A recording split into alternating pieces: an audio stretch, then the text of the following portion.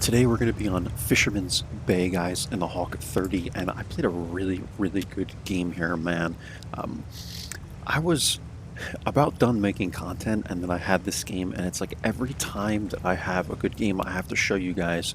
But usually I will go ahead and play like different types of tanks and try and get decent games where I think they're going to be informative, and then I like to play a good session for myself as well, right? But this was one of those games where I was playing a very big session in the Hawk 30. I've been playing this tank a lot again, even though I can't get points for it. I've already maxed it out on the Battle Pass. And this game ended up being like 8,000 combined, man. So what do we have? We have an enemy even 90, a hack player. These players are very good, man.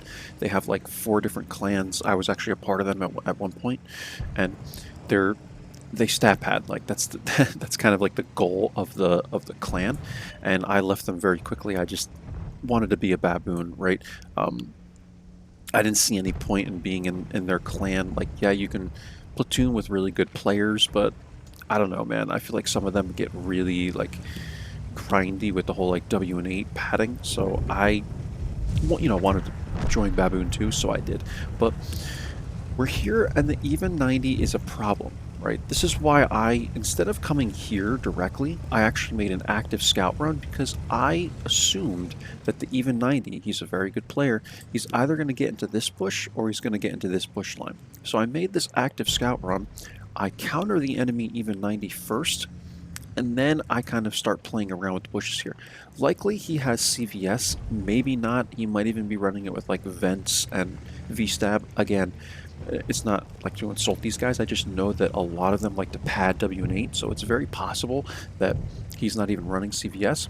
And what I'm actually going to do now is just come up and over. I'm not lit here, and I figured if I do get lit, it's informative, right? It tells me that someone spotted me in here, or maybe the even is, still sitting here and all. But I want to move up because the Pantera is here, right? And I'm seeing that they have a decent amount of people in the city and all, and I haven't seen anybody push up here. So once it gets to a certain point in the game, like we're a few minutes into this game now, and I don't see anybody pushing down the one line, I know that the TDs are all in place, and if someone does push through, then hopefully they can support me, right? But I want to actually take as much map as I possibly can at this point. If there's not a fight going on here and this windmill isn't being contested. So hopefully that makes sense. So what I like to do now is pull up into this bush. This is basically progressively scouting from this bush line, right? I like to pull up into this one, and you get even closer to this bush line. And now we're going to keep the gorilla lit, and eventually I'm going to fast forward because this is a really long game. It's a 15-minute game, guys. The even 90 gets lit. He doesn't like me. We light the Scorpion G. I take a shot at him. We're at 2K spotting, guys. I'm going to move just a little bit so I don't get hit, obviously. And then this is just a rinse and repeat, basically, for the whole game. But what I'd like to do again is, because I only see the even here, I like to take as much map as I possibly can. I'm trying to counter the even as best I can because I know this guy is a really good player. The GSOR 1010 also appears here, and we have the CS and the TL in the middle. I would not make this play if these guys weren't in the middle, because I would easily get wrecked here, right? So we're going to take a shot at the Skoda. I think we might get one of the GSOR 1010 as well. I can't quite remember. But now we've basically taken the city as well, because even if I can't spot like the Skoda or something, likely one of these guys will, and it's just the way the angles kind of work, right? Like this is kind of going downhill, and I'm safe here to poke this basically because of, again, the way the terrain works, right? So we're able to come up high enough to get a shot into the Skoda, but likely these guys, even if they're sitting in like a little corner right here, the TL7 has basically given me this information, right? Like I know that these guys are not going to press here, so they're likely not going to be able to get up high enough on this ridge line to be a problem for me. So we're able to clean up the even there. Actually, we don't clean them up, but someone else does, and we get the spotting for it. I guess this guy just poked up at a time where I was maneuvering around, and I got a vision through the bushes, and I was able to clean him up.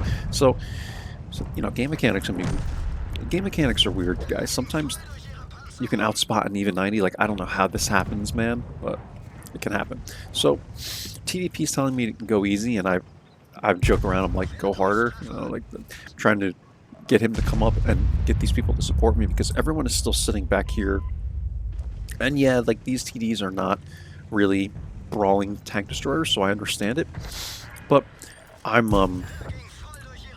you know, just poking this ridge line. Like there's nothing else I can do. I'm not going to throw my tank away to get a bunch of spotting damage right away or to get a bunch of damage myself, right? I'm just poking on the ridge line, shooting the HE because we have scorpions and gorillas back here, and that's it, right? Just kind of a little bit at a time, guys. You don't need to run in. Like, this is the mistake everybody makes with a light tank, be it from tier 4 all the way to tier 10.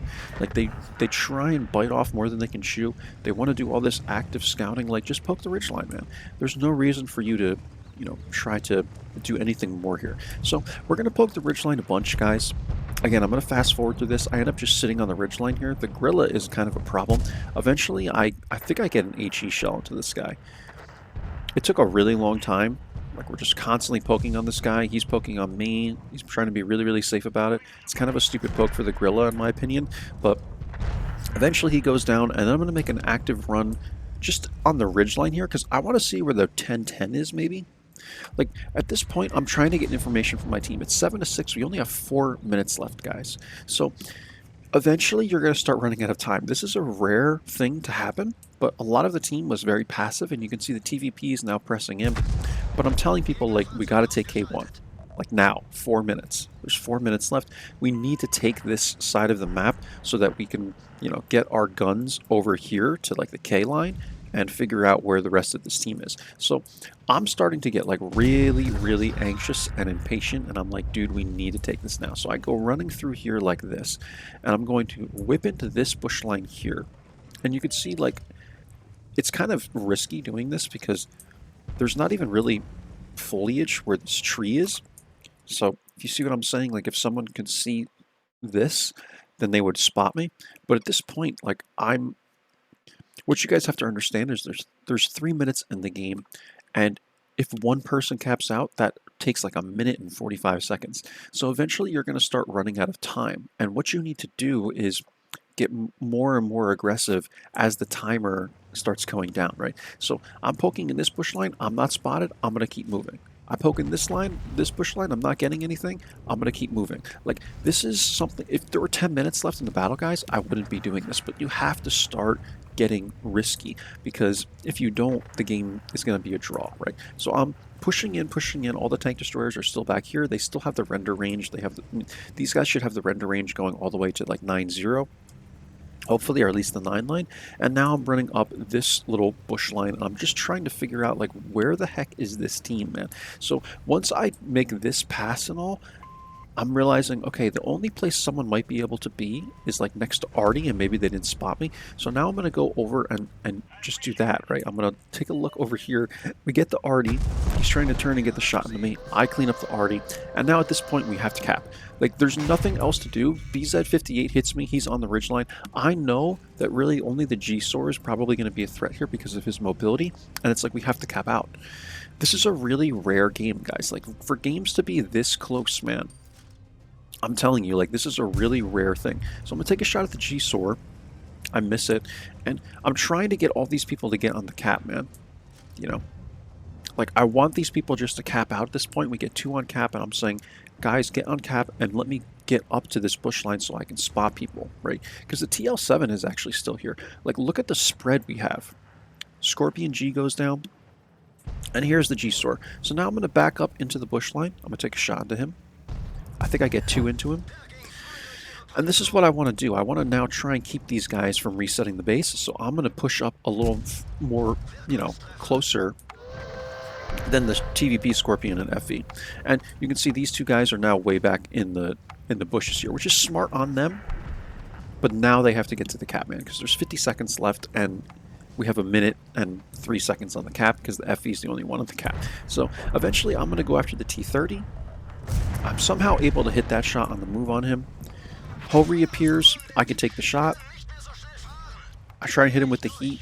doesn't go through. The Hories are so trollish. Like the front armor on these things, it's flat but also trollish at the same time. If you don't hit it right, yeah, man, it doesn't work. But we get a decent high roll there with the heat to close off this battle, and that's the game, guys. But we ended up having to cap, right? And again, this is so rare. Like, this is such a rare game. I played, I don't know, another 20 something battles last night in this vehicle. This was 2 nights ago, I believe. This game, I had this game. I played another 20 battles last night. I think like 18 of them were decided within the first 2-3 minutes of the game. And this is the problem with World of Tanks, man. And I know that wargaming, they can't really do that much about it. Like if they really tried to balance the matchmaking, there's going to be people that are going to be mad and there's going to be people that are going to be glad, right? You can't have both. If they try and balance the matchmaking, like, yeah, it's tricky, man, for them to do that. But with the patch 1.22, they are coming out with a lot of good stuff. So that's on the super test right now. I don't know when this video will drop. I mean, again, I'm always a few weeks ahead on my videos, guys, but I will be doing probably patch 1.22, and I might take a look at the maps and bring you guys a video on the maps, but I'll probably keep that off of the schedule and just drop it in, you know, take one video off the schedule, move it up, and drop that in, since patch 1.22 is kind of time sensitive, right? So that's this game, guys. I hope it helps you on Fisherman's Bay. We had an insane game here. This was like 7,400 combined visible, and I think it was even more in the end plates. And this is how you're doing the things, guys. I didn't do much in this game. Like, most of what I got was from poking like G1, G2 area, and then I just progressively scouted this, got more and more risky and more involved as the timer went down, and our team did what we had to do. I almost died in this game going after the Hori as well, but this is why it's important to conserve your HP. I was able to take a shot from the BZ for 586. I was able to take a shot from the Hori for 459. Like, these are ridiculous numbers these guys are hitting me for, man.